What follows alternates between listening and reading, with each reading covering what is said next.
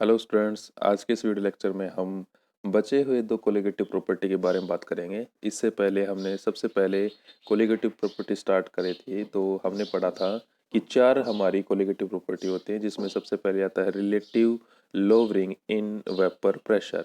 ठीक है, जिसमें हमने ये देखा था कि किस तरीके से वेपर प्रेशर में डिक्रीजमेंट आता है जब भी हम कोई सोल्यूट पार्टिकल ऐड करते हैं। नंबर 2 पे हमने पढ़ा था एलिवेशन इन बॉइलिंग पॉइंट। जैसे प्योर सोलवेंट होता है, तो प्योर सॉल्वेंट का जो बॉइलिंग पॉइंट होगा और हम कंपेयर करें उसको सॉल्यूशन के बॉइलिंग पॉइंट से, तो सॉल्यूशन का बॉइलिंग पॉइंट क्या हो जाता है, हाई हो जाता है, यानी कि बढ़ जाता है। तो ये दो हमने पढ़ चुके हैं पिछले वाले लेक्चर के अंदर। आज के हम क्लास में देखेंगे थर्ड नंबर पे, जो कि आता है depression of freezing point, and number fourth पे आएगा ऑस्मोटिक प्रेशर। तो आज के इस वीडियो लेक्चर में हम कवर अप करेंगे depression of freezing point and osmotic pressure. तो शुरू करते हैं सबसे पहले डिप्रेशन ऑफ फ्रीजिंग पॉइंट से। अगर जनरल वे में हमसे पूछा जाए कि फ्रीजिंग पॉइंट हम किसे कहते हैं, तो हम फ्रीजिंग पॉइंट क्या बताएंगे कि उस पॉइंट पे हम उस पॉइंट को फ्रीजिंग पॉइंट कहेंगे जहाँ पे लिक्विड कौन सी स्टेट में कन्वर्ट हो जाए, सॉलिड स्टेट में कन्वर्ट हो जाए, तो उसको हम क्या कह देते हैं, फ्रीजिंग पॉइंट। ये हम जनरल वे में बोल देते हैं। अगर टेक्निकल वे में बोले, इसको केमिस्ट्री पॉइंट ऑफ व्यू से अगर इस डेफिनेशन को देखेंगे, तो हम ये कहेंगे कि फ्रीजिंग पॉइंट किसी भी सब्सटेंस का हम उसे कहेंगे जिस टेम्परेचर के ऊपर vapour pressure of the substance in liquid phase, यानी कि लिक्विड फेज के अंदर उस सब्सटेंस का वेपर प्रेशर किसके बराबर हो जाए, उसके vapour pressure in solid phase के। चलिए इसको एक एग्जांपल से समझते हैं, क्लियर हो जाएगा और भी ज़्यादा। जैसे मान लीजिए मेरे पास, मैं एग्जांपल लेता हूँ वाटर का। ओके, अब यहाँ पे इस कंटेनर में वाटर किस स्टेट में ले लेता हूँ, लिक्विड स्टेट में, और यही वाटर में यहाँ पे ले लेता हूँ आइस फॉर्म में, यानी कि ये क्या हो गया, ये स्टेट सॉलिड स्टेट हो गया। ठीक है, अब मुझे पता है कि लिक्विड जो है उसका सम हाउ कुछ ना कुछ वेपर प्रेशर होता है। ओके, और सॉलिड का वेपर प्रेशर ना के बराबर, यानी कि ऑलमोस्ट जीरो होता है, हम जीरो कह सकते हैं। यहाँ पे कोई भी वेपर हमें नहीं दिखाई देंगे। अब ये ध्यान से देखिए, जब सॉलिड फेज का वेपर प्रेशर जो कि जीरो है, वो ये तो जीरो हो गया। अब हमें क्या करना है, ये बराबर करना है किसके, इस लिक्विड के वेपर प्रेशर के बराबर। मतलब हमें क्या करना पड़ेगा, टेम्परेचर लो डाउन करना पड़ेगा, क्योंकि तभी जाके ये वेपर किस में कन्वर्ट हो, वेपर बनना बंद हो जाए। क्योंकि ये अगर सॉलिड स्टेट में आता चला जाएगा लिक्विड, तो वेपर नहीं बनेंगे। इसका मतलब क्या होगा हमारा, कि सॉलिड स्टेट का जो वेपर प्रेशर होता है, वही वेपर प्रेशर अगर लिक्विड फेज का हो जाए, क्योंकि हम उसको क्या कर रहे हैं, टेम्परेचर से जमा रहे हैं, इट मीन्स हम उसको फ्रीज कर रहे हैं, तो जहाँ पे वेपर प्रेशर इन दोनों को बराबर हो जाता है, वहीं पे हम क्या कह देते हैं, फ्रीजिंग पॉइंट कहते हैं। यानी कि लिक्विड फेज के अंदर जिस सब्सटेंस का वेपर प्रेशर बराबर हो जाए सॉलिड फेज के वेपर प्रेशर के बराबर, उसको हम क्या कहेंगे, फ्रीजिंग पॉइंट। आई होप ये आपको समझ में आ गया होगा। अब देखिए, जब हमने पहले टॉपिक पढ़ा था लोअरिंग ऑफ वेपर प्रेशर, तो लोअरिंग ऑफ वेपर प्रेशर ही कारण बनता है किसका, lowering of the freezing point. ठीक है, प्योर सोलवेंट के मुकाबले में। जैसे प्योर सोलवेंट का मतलब यहाँ पे क्या हो गया, अगर मैं यहाँ पे प्योर सोलवेंट ले लेता हूँ, इसके अलावा कुछ भी नहीं है, और एक में क्या ले लेते हैं हम यहाँ पे, सोलवेंट प्लस सोल्यूट, यानी कि दोनों चीज ले लेने की, हम यहाँ पे सॉल्यूशन की बात कर रहे हैं जनरल वे में। तो यहाँ पे सोलवेंट का जो भी वेपर प्रेशर होता है, यहाँ पे क्या हो जाएगा, वेपर प्रेशर डिक्रीज हो जाता है, और यहीं पे ही हम कह रहे हैं कि इसका फ्रीजिंग पॉइंट भी क्या हो जाएगा, कम हो जाएगा। ठीक है, जैसा कि हमने अभी देखेंगे कि फ्रीजिंग पॉइंट किस तरीके से कम हो जाता है। अब हम सभी को ये पता होता है कि फ्रीजिंग पॉइंट किसी भी सब्सटेंस का सॉलिड फेज में क्या होता है, डायनामिक इक्विलिब्रियम में होता है, किसके साथ, लिक्विड फेज में। जैसे इसको इस तरीके से समझते हैं, मान लीजिए फ्रीजिंग पॉइंट हमारा आ गया है, तो उस स्टेट पे होगा क्या। देखिए, ये लिक्विड है और यहीं पे क्या है, सॉलिड है। तो अगर हम कह रहे हैं कि डायनेमिक स्टेट आई है हमारी, डायनामिक ऑफ इक्विलिब्रियम स्टेट आई है, स्टेट ऑफ डायनामिक इक्विलिब्रियम आया, सॉरी, तो उस स्टेट में क्या होता है, ये जो लिक्विड मोलिक्यूल है ये किस में कन्वर्ट हो रहे हैं, सॉलिड मोलिक्यूल में, और ये सॉलिड मोलिक्यूल जो है ये किस में कन्वर्ट हो रहे हैं, लिक्विड में। ठीक है, इनका रेट क्या होगा, बराबर होगा आपस में इंटरचेंज होने का। तो उस पॉइंट हम ये कैसे कहेंगे कि फ्रीजिंग पॉइंट पे ये दोनों फेज आपस में क्या होती है, डायनामिक इक्विलिब्रियम में होती है। ओके, देखिए यहाँ पे हम देखते हैं A solution will freeze when its vapor pressure equal to vapor pressure of the pure solid solvent। ठीक है, अब हम क्या कह रहे हैं, हम ये कह रहे हैं कि कोई भी सॉल्यूशन कब फ्रीज होगा, हमें तो क्या करना है, क्योंकि हमारे पास सॉल्वेंट के साथ क्या है, सॉलिड सोल्यूट भी है, तो हम उस सॉल्यूशन की बात करेंगे। अब ये सॉल्यूशन कब फ्रीज होगा, जब प्योर सॉल्वेंट का वेपर प्रेशर, क्योंकि इसको घटाने में वेपर प्रेशर क्या होगा, डिक्रीज होगा। तो हम जब इसको कर रहे होते हैं, टेम्परेचर लो डाउन कर रहे होते हैं, तो इसका जो भी फ्रीजिंग पॉइंट होता है, यानी कि हम कह सकते हैं कि वेपर प्रेशर जो होता है, वही वेपर प्रेशर हमें किसके करना होता है बराबर, इस सॉल्यूशन के जो मॉलिक्यूल होंगे, वेपर्स होंगे, उनके अगर वेपर प्रेशर को प्योर सॉल्वेंट के वेपर प्रेशर के बराबर कर दें, तब हम क्या कहेंगे कि ये सॉल्यूशन फ्रीज हो रहा है। ओके, अब चलिए हम चलते हैं इस डायग्राम पे जो हमें बहुत कुछ बताएगा। देखिए इस डायग्राम को ध्यान से समझते हैं। जो मैंने रेड कलर से बनाया हुआ है ये क्या है, लिक्विड सॉल्वेंट है, ठीक है। और यहाँ पे वाई एक्सिस पे मैं ले रहा हूँ वेपर प्रेशर, और ये एक्स एक्सिस पे ले रहा हूँ मैं टेम्परेचर, ठीक है। ये टेम्परेचर इस डायरेक्शन में क्या हो रहा है, इंक्रीज, जैसे यहाँ 0 डिग्री सेल्सियस है, यहाँ पे 10 डिग्री सेल्सियस, यहाँ पे 15, ये इस तरीके से बढ़ रहा है। अब देखिए यहाँ से इस ग्राफ को कैसे रीड करना है, ये जो पॉइंट इंडिकेट किया है, ये पॉइंट यहाँ से हमें नीचे चलना है, ठीक है, क्योंकि ये कर्व इस तरीके से आता है। अब देखिए अगर मैं इस डायरेक्शन में चल रहा हूँ तो ये क्या हो रहा है, टेम्परेचर घट रहा है, क्योंकि इधर टेम्परेचर बढ़ रहा था। अब ये टेम्परेचर घटते घटते एक पॉइंट पे रुक जाता है। अब दूसरा देखते हैं हम सोल्यूशन का, सोल्यूशन कर्व भी क्या हो रहा है, हमारा टेम्परेचर हम घटा रहे हैं तो इस डायरेक्शन में आ रहा है, और लिक्विड सॉल्वेंट का भी। अब यहाँ पे हम ये देखते हैं कि ये जो लाइन इंडिकेट कर रही है, तो यहाँ से अगर मान लो मैं इस पॉइंट को ए कहता हूँ, इस पॉइंट को बी कहता हूँ, इस पॉइंट को सी कहता हूँ, तो मैं ये कहूँगा ए से बी तक तो मेरा क्या था, टेम्परेचर घटाते घटाते लिक्विड स्टेट में ही था, बट बी से सी तक जब ये आया तो उस स्टेट में क्या हो गया था, ये फ्रीज होना शुरू हो गया था। इसीलिए हम इसको क्या कह रहे हैं, फ्रोजन सोलवेंट कह रहे हैं। ये जो लाइन है हमारी, इसको हम क्या कह रहे हैं, फ्रोजन सोलवेंट, यानी कि इस पॉइंट से लेके इस पॉइंट तक ये क्या है, हमारा फ्रीज हो चुका है। ओके, यानी कि इस पॉइंट से सॉरी इस पॉइंट तक ये जो भी लाइन हो गया हमारी, ये फ्रोजन सोलवेंट को इंडिकेट कर रही। ये तो हो गई लिक्विड की बात। अब हम बात करते हैं सॉल्यूशन की बात। तो सॉल्यूशन में हम क्या कहेंगे, ये देखिए फ्रोजन सोलवेंट इसको यहाँ टच कर रहा है, ओके, और यहाँ से चला था। तो अगर ये मान लीजिए आगे जाएगा, इस तरीके से आगे जा रहा है, तो ए पॉइंट से सॉरी इस पॉइंट को अब दूसरा पॉइंट का नाम देते हैं, मान लीजिए ई पॉइंट है, ई से एफ तक तो ये किस में था, सॉल्यूशन फेज में, बट एफ से जब आगे जाएगा ये, तो किस में कन्वर्ट हो जाएगा, ये सॉलिड में कन्वर्ट हो जाने की फ्रीज होना स्टार्ट हो जाता है। हम कैसे चल रहे थे, टेम्परेचर को घटाते चल रहे थे, क्योंकि हमें पता है इस डायरेक्शन में टेम्परेचर बढ़ रहा है, तो अगर हम रिवर्स डायरेक्शन में जाएंगे तो टेम्परेचर डिक्रीज होगा। तो अब देखते हैं ये फ्रोजन सोलवेंट से टेम्परेचर कहाँ पे इंटरसेक्ट कर रहा है। देखिए सबसे पहले हम बात करते हैं लिक्विड सोलवेंट की। तो लिक्विड सोलवेंट यहाँ पे है, अगर हम इसका टेम्परेचर लेंगे तो ये टेम्परेचर आएगा टी नोट एफ।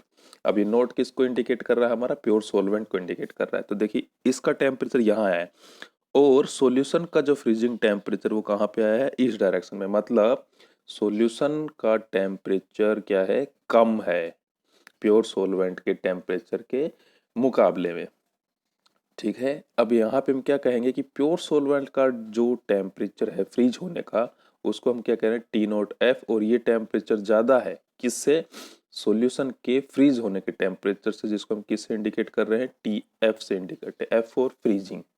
ओके, तो यहाँ से हमें ये पता लगा कि T note F pure solvent का जो टेम्परेचर है फ्रीज होने का, वो ज़्यादा है किसके मुकाबले में, सॉल्यूशन के फ्रीज होने के टेम्परेचर के मुकाबले में। ओके, और ये इन दोनों का जो डिफरेंस है, जो यहाँ पे हमने इंडिकेट किया है, इसको हम क्या कहेंगे, डिफरेंस इन फ्रीजिंग पॉइंट, और you can say depression in freezing point, और you can say lowering in freezing point. तो ये यहाँ पे बताता है कि कितना डिप्रेस हुआ है, डिप्रेस इन द सेंस कितना घटा है, टेम्परेचर कितना कम हुआ है, क्योंकि प्योर सोलवेंट के मुकाबले सॉल्यूशन का फ्रीजिंग पॉइंट कितना कम हुआ है, ये हम कह रहे हैं किससे, डेल्टा टी एफ से। इससे हम इंडिकेट कर रहे हैं, जिसको हम क्या कहते हैं, डिप्रेशन इन फ्रीजिंग पॉइंट कहते हैं।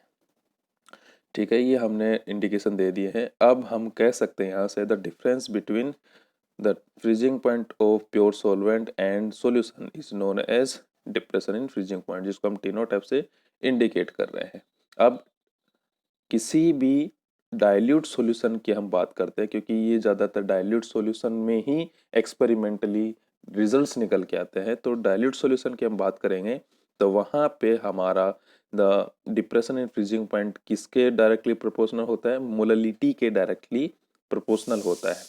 तो हम कह सकते हैं delta T F directly proportional to M. अब डायरेक्टली प्रोपोर्शनलिटी के साइन को जब हम रिमूव करेंगे तो वहाँ पे क्या लगाना पड़ेगा, हम कांस्टेंट, जिसको हम किस नाम से जानते हैं, प्रोपोर्शनलिटी कांस्टेंट के एफ से। ठीक है, अब इस के एफ के अलग नाम है। सबसे पहले हम कहेंगे इसको फ्रीजिंग पॉइंट डिप्रेशन कांस्टेंट, कह सकते हैं इसको मोलल डिप्रेशन कांस्टेंट और क्रायोस्कोपिक कांस्टेंट। ओके, ये इसके डिफरेंट डिफरेंट नेम है। अब हमें मोलैलिटी का पता है अच्छे से, मोलैलिटी क्या होता है उसको हम उसके number of moles divided by the mass of solvent जो होता है उससे ही हम रिप्रेजेंट करने की कोशिश करेंगे। तो देखिए ये हमारे पास फॉर्मूला आता है, delta T F is equal to K F, और मोलैलिटी की जगह हमने क्या लिख दिया, W2 अपॉन, यहाँ पे हम M2 लिख देते हैं ताकि हम इस तरीके से याद रख सकते हैं, के F multiplied by W2 upon W1 into 1/M2। इससे क्या हो जाता है, हमें ये याद रह जाता है, सिंपल वे में पड़ जाता है ये। इस तरीके से हमारे पास ये फॉर्मूला बन जाता है डिप्रेशन इन फ्रीजिंग पॉइंट का। ये इंपॉर्टेंट है और इसको न्यूमेरिकल में काफ़ी हेल्पफुल भी होता है, जहाँ से अगर हमें मास दिया होता है सोल्यूट का और सोलवेंट का, और हमें ये कांस्टेंट अगर मिला होता है और टेम्परेचर का डिफरेंस डिप्रेशन फ्रीजिंग पॉइंट में मिला होता है, तो हम सोल्यूट का मोलर मास कैलकुलेट आसानी से कर सकते हैं यूजिंग दिस फॉर्मूला। ओके, अब हम नेक्स्ट टॉपिक पढ़ते हैं, osmotic pressure, osmosis and osmotic pressure. ठीक है, तो सबसे पहले हम देखते हैं कि ओस्मोसिस क्या होता है। ठीक है, if the semi permeable membrane is placed between solvent and solution, the solvent molecule will flow through the membrane from pure solvent to the solution. This process of flow of the solvent is called osmosis. इसका मतलब ये हुआ, अगर हम solution और solvent में, जैसे मैंने एक कंटेनर लिया, उस कंटेनर में मैंने क्या फिल कर रखा है, सोलवेंट फिल कर रखा है। ओके, यहाँ पे जो आप देख पा रहे हैं, और यहाँ पे एक ट्यूब है हमारे पास, इसमें सॉल्यूशन भरा हुआ है लेकिन सिर्फ इस हाइट तक। जब मैं इसको इस सोलवेंट के अंदर डिप करता हूँ तो यहाँ पे हमने क्या लगा रखा है, एसपीएम, सेमी परमिएबल मेम्ब्रेन, जिसके बारे में हम थोड़ी देर में चर्चा करते हैं। तो यहाँ पे मैंने क्या लगा रखा है, सेमी परमिएबल मेम्ब्रेन। तो होता क्या है, ये जो सोलवेंट होता है, ये सोलवेंट इस सेमी परमिएबल मेम्ब्रेन से होते हुए इस ट्यूब के अंदर चला जाता है। तो ये क्या हो जाएगा, इसके अंदर ये लिक्विड क्या हो जाएगा, राइस हो जाएगा, जो हम क्या कहते हैं, ओस्मो, इसी फ्लो को जो सोलवेंट से सॉल्यूशन फेज में जा रहा है, और ये यहाँ पे क्या हो रहा है, राइज इन लिक्विड, यानी कि जो लिक्विड का जो अमाउंट था वो क्या आ रहा है, बढ़ रहा है। तो इसी फ्लो को हम क्या कहते हैं, ओस्मोसिस प्रोसेस कहते हैं। ओके, ओस्मोसिस प्रोसेस क्या हो गया, जब भी कोई सोलवेंट सॉल्यूशन फेज में फ्लो करता है, और किसके थ्रू फ्लो करता है, सेमी परमिएबल मेम्ब्रेन के थ्रू फ्लो करता है, जिसको हम एसपीएम से आगे कहेंगे, उस प्रोसेस को हम क्या कहते हैं, ओस्मोसिस प्रोसेस कहते हैं। तो ये डेल्टा एच हाइट इंक्रीज हो गई, यहाँ पे पाई जो होगा वो क्या हो जाए, एच रोजी के बराबर होता है, इसका हम बाद में यूज़ करेंगे। यहाँ पे पाई जो होता है वो होता है ओस्मोटिक प्रेशर होता है। अब पाई को किससे दिखा रहे हैं, ओस्मोटिक प्रेशर से। तो सबसे पहले हम बात करते हैं सेमी परमिएबल मेम्ब्रेन की, बाद में ओस्मोटिक प्रेशर, इनके बारे में हम चर्चा करेंगे। एसपीएम क्या होता है, हमारा सेमी परमिएबल मेम्ब्रेन। तो ये हमारी नेचुरल मेम्ब्रेन भी हो सकती है और सिंथेटिक भी हो सकती है। अगर हम नेचुरल की बात करें तो ये पिग्स ब्लैडर में मिलती है पार्चमेंट की तरह, ठीक है, और हमारी एनिमल्स स्किन में मिलती है, वेजिटेबल ओरिजिन में भी मिलती है। और अगर सिंथेटिक की बात करें तो सिंथेटिक में इसका एग्जाम्पल हो जाएगा सेलोफेन। सेलोफेन एक तरह से सेमी परमिएबल मेम्ब्रेन का काम करती है। अब ये जो मेम्ब्रेन होती है, हाँ, ये हम बात कर रहे थे कि मेम्ब्रेन जो होती है, ये सेमी परमिएबल मेम्ब्रेन, ये हमें कैसे दिखाई देती है, एक कंटिन्यूस सीट की तरह दिखाई देते हैं, हम कह सकते हैं फिल्म की तरह, जैसे एक चादर होती है हमें, हमारे पास उस तरह की दिखाई देती है। और इनके पास सब माइक्रोस्कोपिक होल्स या पोर्स होते हैं। जैसे जो हमारे घर में छलनी होती है उसमें छोटे छोटे क्या होते हैं, होल्स होते हैं, पोर्स होते हैं, उनसे भी छोटे सब माइक्रोस्कोपिक होते हैं, बहुत ही छोटे लेवल के होल। तो उन नेटवर्क सीट में, उन कंटिन्यूस सीट में, और आप कह सकते हैं फील्ड्स में जो चद्दर की तरह में दिखाई देती है, उनमें क्या होते हैं, सब माइक्रोस्कोपिक होल्स या पोर्स होते हैं उस सेमी परमिएबल मेम्ब्रेन में। अब उस सेमी परमिएबल मेम्ब्रेन में इतने छोटे छोटे पोर्स होते हैं, तो उनमें से सिर्फ और सिर्फ स्मॉल सोलवेंट मोलिक्यूल ही क्या हो सकते हैं, पास हो सकते हैं, जैसे वाटर पास हो सकता है। ठीक है, तो उस सेमी परमेबल मेम्ब्रेन में जो भी स्मॉल सोलवेंट होते हैं जिनका साइज छोटा होता है जैसे वाटर, वो आसानी से क्या हो सकते हैं, पास हो सकते हैं। बट अगर कोई बड़े साइज का हमारे पास सोल्यूट है तो वो उसमें से पास नहीं हो सकता है। ये क्या होती है, उसकी एक तरह से प्रॉपर्टी होती है। ठीक है। नेक्स्ट पॉइंट है the flow will continue till the equilibrium is attain. अब हमने ये पढ़ा है कि सोलवेंट, ये सोलवेंट होता है हमारा, ये सोलवेंट ये सेमी परमिएबल मेम्ब्रेन से कहाँ जाता है, सॉल्यूशन में जाता है। तो ये क्या जिंदगी भर जाता रहेगा? नहीं, ऐसा नहीं है। ये तब तक फ्लो होता रहेगा जब तक कि यहाँ पे और यहाँ पे इक्विलिब्रियम स्टेबल नहीं हो जाता है। ओके, यानी कि ये प्रोसेस तब एंड हो जाएगा जब यहाँ पे सोलवेंट का कंसंट्रेशन और यहाँ पे सोलवेंट का कंसंट्रेशन क्या हो जाए, बराबर हो जाए। या फिर हम अमाउंट कह सकते हैं कि दोनों तरफ अमाउंट क्या हो जाता है, सोलवेंट का बराबर हो जाता है। ठीक है, अब हम देखते हैं next point, the flow of the solvent from its side to solution side across a SPM can be stopped if some extra pressure is applied. अब ये बात थी कि क्या हम उस फ्लो को रोक सकते हैं किसी तरीके से? हाँ, तो हम उस फ्लो को रोक सकते हैं क्योंकि हम बात कर रहे हैं यहाँ पे कि सोलवेंट से हमारा जा रहा था सॉल्यूशन साइड में। इसको ठीक तरीके से बनाते हैं।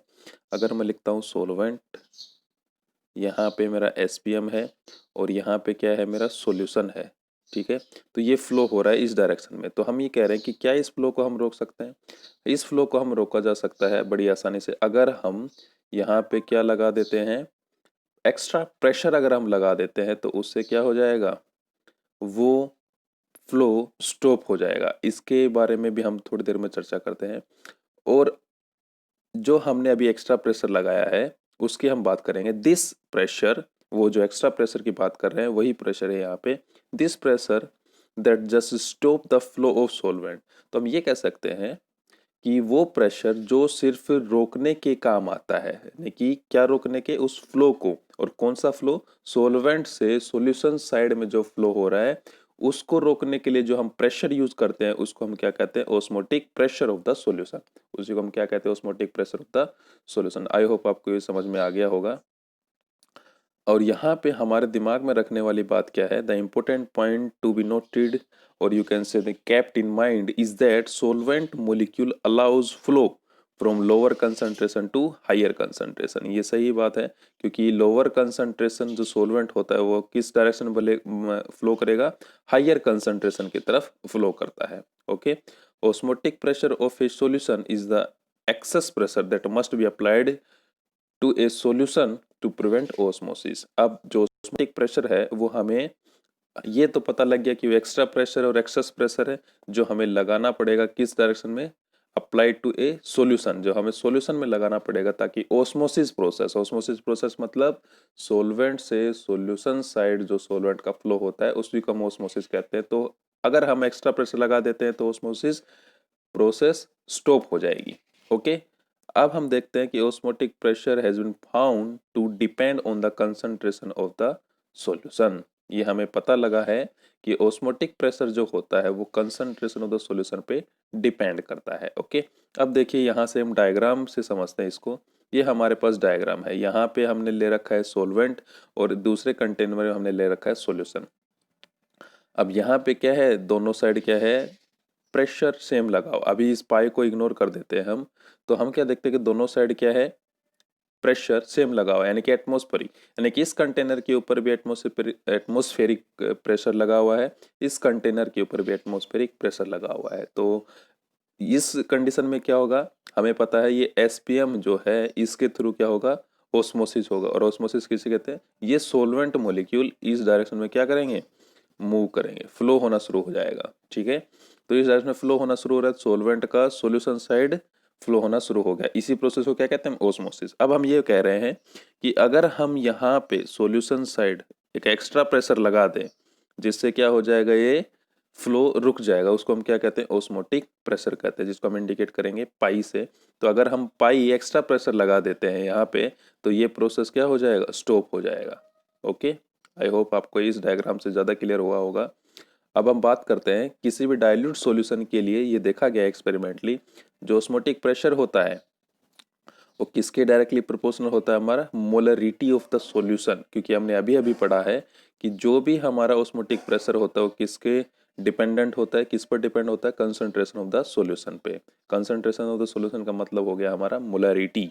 ठीक है, तो ऑस्मोटिक प्रेशर डायरेक्टली प्रोपोर्शनल होता है किसके? मोलरिटी के। और इस प्रोपोर्शनलिटी कांस्टेंट को जब हम हटाएंगे तो हमारा ऑस्मोटिक प्रेशर की वैल्यू आ जाएगी pi is equal to C R T. अब यहाँ पे देखिए, पाई तो हम इंडिकेट कर रहे हैं ऑस्मोटिक प्रेशर को, सी इंडिकेट कर रहे हैं हम मोलरिटी को। आप यहाँ से एम से भी इंडिकेट कर सकते हैं, कैपिटल एम से। आर जो है हमारा गैस कॉन्स्टेंट है, और ये टी वो टेम्परेचर है। ओके, तो ये सारे हमने नोटेशन दे दिए हैं। तो अब हम जानते हैं मोलरिटी क्या होता है? Number of moles of solute divided by volume of solution in litre. हमें इस पाई की वैल्यू को अलग तरीके से यूज करेंगे, जिसमें सी जो कंसंट्रेशन है उसको ब्रेक डाउन करके लिखेंगे इनटू दिस टर्म। ओके, अब पाई की वैल्यू क्या आ जाएगी हमारी? अगर हम सी को लिखें इस तरीके से W2 upon M2 into we से लिखेंगे तो पाई की वैल्यू जाएगी pi is equal to W2 upon M2 into R T by V. इस तरीके से ये हमारा ये ऑस्मोटिक प्रेशर का क्या हो जाता है? इंपॉर्टेंट फॉर्मूला हो जाता है, जो हमें याद रखना है। ये फॉर्मूला हमें काम आएगा किस में? यहाँ पे जो M2 है यानी कि मोलर मास ऑफ सोल्यूट, इसको डिटरमाइन करने के काम आता है। एक्चुअली हम जितने भी हमारी चारों कोलिगेटिव प्रॉपर्टी हैं उन सभी में हम क्या निकाल रहे हैं? Molar mass of the solid solute हम डिटरमाइन करने की कोशिश कर रहे हैं। और ये जो मेथड है ऑस्मोटिक प्रेशर का, ये जो मेथड है ये बहुत ज़्यादा यूज़ किया जाता है। किसका? किस पर्पस के लिए? मोलर मास निकालने के लिए। और किस चीज़ का मोलर मास? प्रोटीन हो गया हमारे पास, पॉलीमर्स हो गए, और अदर मैक्रोमोलिक्यूल्स। मैक्रोमोलिक्यूल्स मतलब वो मोलिक्यूल्स जो बहुत ही बड़े इन साइज होते हैं। बड़े इन साइज का मतलब उनका मोलर मास बहुत ही हैवी होता है। ओके, 10,000 60,000 इस टाइप से उनका मोलर मास होता है, यानी कि बड़े साइज में होते हैं और उनका ज़्यादा बड़ा क्या होता है? मोलिकुलर मास होता है। तो ये मेथड जो है काफ़ी यूज़ किया जाता है to determine molar mass of protein, polymers और अदर मैक्रोमोलिक्यूल्स। अब एस्मोटिक प्रेशर को हम ज़्यादा यूज़ करते हैं, इसका मतलब इसका कुछ ना कुछ एडवांटेज होगा। तो इसका एडवांटेज होता है अदर मेथड पे। सबसे पहला तो ये होता है कि जो मेजरमेंट होते हैं इनमें वो सारे के सारे रूम टेम्परेचर पे हम कर सकते हैं। और दूसरा, जो मोलरिटी हम इसमें यूज़ करते हैं किसकी बजाय? मोललिटी के बजाय। ओके, यहाँ पे हम क्या यूज़ करते हैं? मोलरिटी यूज़ करते हैं। तो ये इसके दो एडवांटेजेस थे। अब हम देखते हैं कि अगर दो सॉल्यूशन जिनका, मान लीजिए मेरे पास एक सॉल्यूशन यहाँ पे फर्स्ट इंडिकेट कर देते हैं, एक सॉल्यूशन ये सेकंड से। अगर मान लीजिए इन दोनों का ऑस्मोटिक प्रेशर बराबर है, ये जो पाई की वैल्यू इन दोनों के लिए क्या है? बराबर है, तो इन दोनों सॉल्यूशन को हम क्या कहेंगे? आइसोटोनिक सॉल्यूशन कहेंगे। If two solution having same osmotic pressure at A given temperature called isotonic solution. अब हम बात करते हैं न्यूमेरिकल की, हम किस तरीके से न्यूमेरिकल को हैंडल करते हैं। देखिए, सबसे पहले क्वेश्चन देखते हैं क्या है। प्रॉब्लम है 200 centimetre cube of an aqueous solution. यहाँ पर हमें क्या दे दिया? वॉल्यूम दे दिया है सॉल्यूशन का, ठीक है।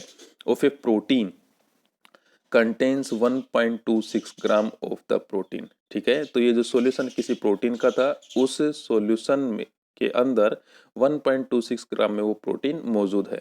The osmotic pressure of such a solution at 300 kelvin is found to be this much. तो हमें ऑस्मोटिक प्रेशर भी दिया हुआ है और टेम्परेचर भी दिया हुआ है। तो सवाल हमसे पूछा गया है तो calculate the molar mass of the protein. तो मोलर मास उस प्रोटीन का हमें कैलकुलेट करना है। ये बड़ा आसान हो गया।